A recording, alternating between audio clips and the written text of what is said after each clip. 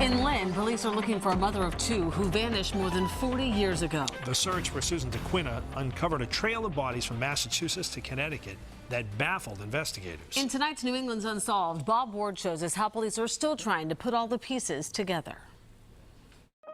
I remember bits and pieces, like dreams almost, you know what I mean? Like I can close my eyes and picture her face. Adam DeQuina barely remembers his mother, Susan DeQuina, but there is one image that time has not yet erased from his mind. Do you have any memories of the last time you saw her?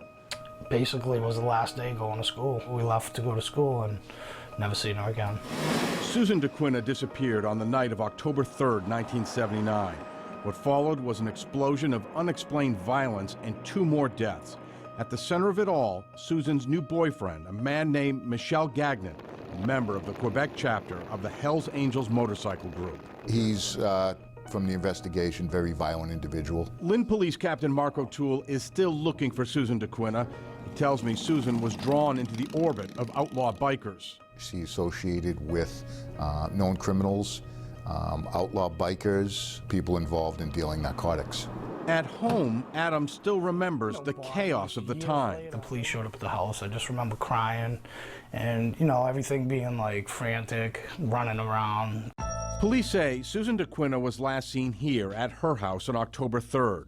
Michel Gagnon and others stopped by to take Susan to buy a refrigerator. A neighbor babysat Adam and his brother. Susan vanished. But whatever it was, Susan's guard was down. Yes, she thought she was going to get a refrigerator. Yes, these were individuals she apparently knew and trusted, and she went willingly, and there was no distress, according to the babysitter when she was leaving. She was not upset at all. At 1 a.m., Michel Gagnon returned without Susan, sending the babysitter home. Gagnon even put Susan's children on the school bus the next day. Is Gagnon seen after that? Gagnon, to my knowledge, wasn't seen in LYNN after that. And neither was Susan. But across town, near the Saugus line, police found Susan's car burned.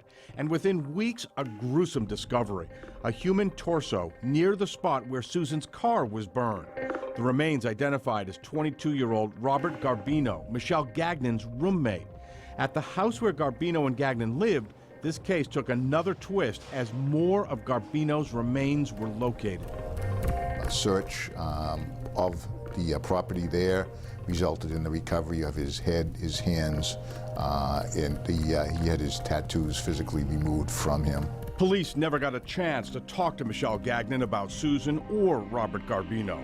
On November 25th, Gagnon was found shot to death in a Bridgeport, Connecticut apartment, apparently a suicide. It looks like a suicide, but are you convinced it actually was? It looks like a suicide, but when you look at Gagnon's background, he didn't seem like the candidate to probably take his own life. 40 years later, Adam DeQuina is still trying to come to terms with it all. He believes his mother is dead, but he doesn't know why or where. Well, that's the thing that kills, you know what I mean? The question. And I'm the last man standing. Hopefully we can get some kind of closure for my family. LYNN police believe even though 40 years have passed, someone knows what happened to Susan DeQuina and where she is right now. If you can help, contact LYNN Police at 781-595-2000. For New England's Unsolved, I'm Bob Ward, Boston 25 News.